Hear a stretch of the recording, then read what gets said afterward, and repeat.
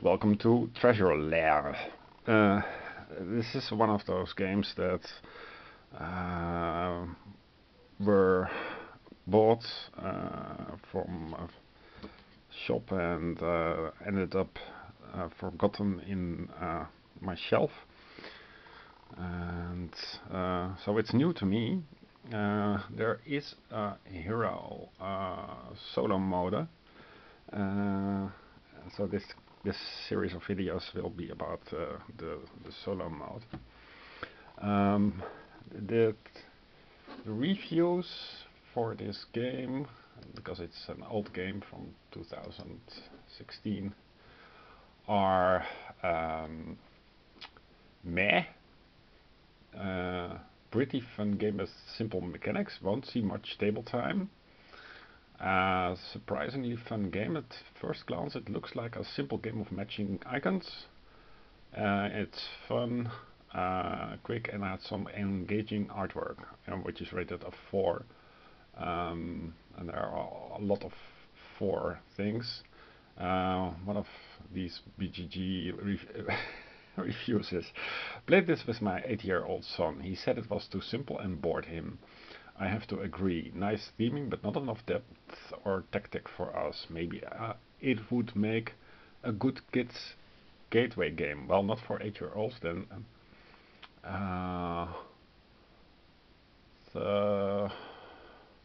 Yeah, some fantasy theme. Wasn't very impressed. Pretty bad game. Can't recommend it. Not really any interesting choices when building your party. Way too luck dependent when picking the action cards, as 2 of them are usually bad. You're either looking for a specific type of action or just efficient money recruitment powers. Fighting wasn't that interesting either. The last couple of rounds are very obvious. So it has a complexity rating of 1.67, so it's a completely simplistic game, which sounds perfect for me. So let's take a look. I'm not going to explain all the rules, because there are plenty of videos that already have done that to death with the multiplayer. So let's first take a look at the box.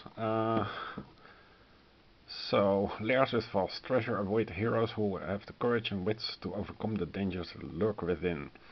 In a treasure lair, players form a party of heroes in order to face the many challenges during quests, but choose wisely, for each quest requires different skills and abilities. Win the most treasure and lead your heroes to victory. And there's a nice little choking hazard icon here. It's from the firm AIG, and I grew up with TV commercials with AIG. AIG does not abandon you. That means that it was originally for a washing machine factory, and apparently they abandoned their trade and went into board games. One of the other AIGs that I own is A Valley of the Kings, and that's also a nice game that I still have to showcase. So yeah, I think you can get this game for dirt cheap. It has a strange little relief here with all kinds of squares and dots, so it's lit and finish on the outside, which is an interesting design choice. So let's take a look. So treasure lair. As you can see here for the credits, this is an old-fashioned game. So the credits and copyrights are on the back of the book. Illustrations, that many. So the most of the money went to the artist. And here is a warning: choking hazard, not for use by children of under 3 years of age. I'm not sure if that is still because of the washing machine factory thing, but this game has, I mean, how are you going to force feed these cards into a baby? it's, I mean, it's nice to put it, but the game is just decks of cards. No baby can eat this. So it's baby safe, okay? So let's first take a look.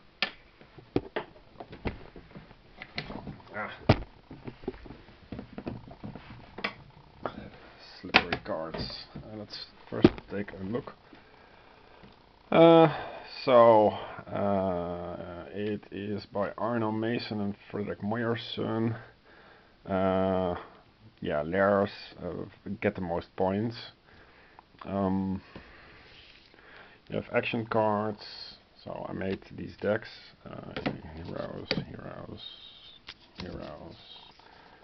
treasure cards, action cards. So the action cards, 30 action cards already shuffled.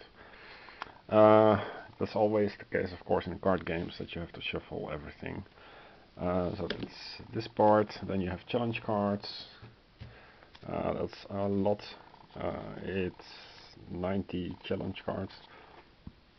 And they are either of the type monster or encounter or location. But this different set iconography does not play any role in the game as far as I know. Unless heroes do stuff with monster, encounter or location. So they're considered the 3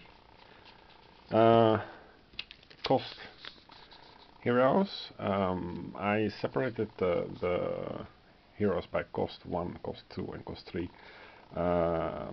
That's not in the rulebook. In the rulebook it's all shuffled. I think that's not a good idea. But these heroes all have these icons, and the artwork is really nice and distinct. I don't think this has been showcased. At least I couldn't find it on the big internet. So the 3 cost things don't do much. Maybe it is the other things. Let's see. Now, these are heroes of cost 1, which have texts. And it doesn't do anything with monster, encounter or location.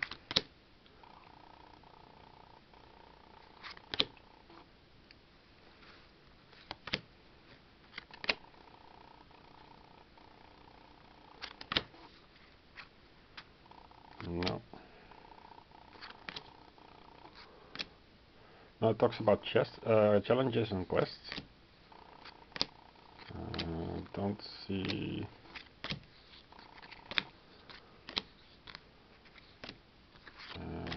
No. Secret look at hidden challenge, quest, hero, quest.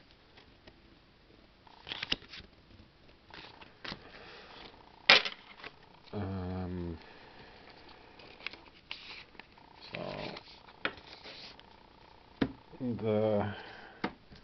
the heroes with cost 2 then.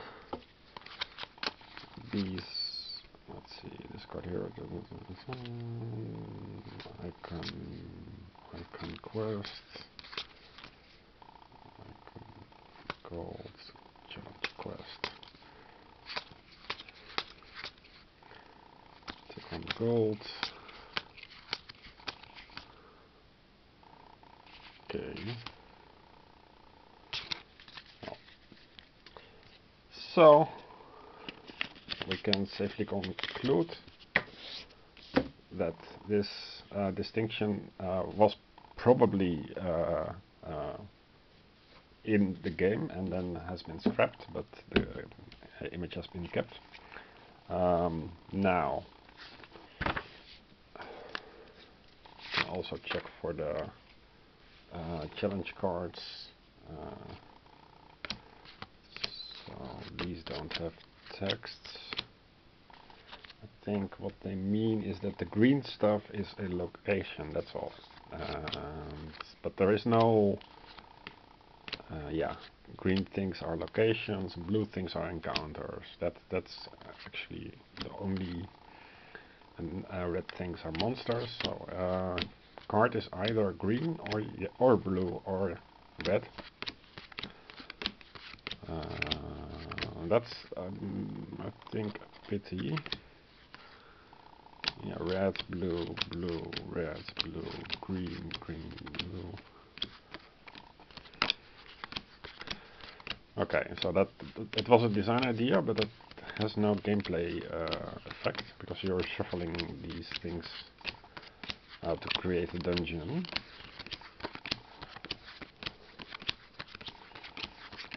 So, well, at the very least, El Cheapo game. You can find it, I think, everywhere. It has nice artwork, and most of it is distinct. At least I like the artwork. Yeah. Lava elemental, storm, etc. And the terms are nice. That's. I think this is enough for getting into the mood. Let's see. It should also be called treasure layers because you make 3 layers. That's what we're going to do also in this solo game. And yeah, there is a treasure at the bottom, and then there is a mystery card, and then there are the known cards. And you gain heroes that are very fickle, that participate in a quest to gain you gold, and then they leave to retire. Okay, bye for now.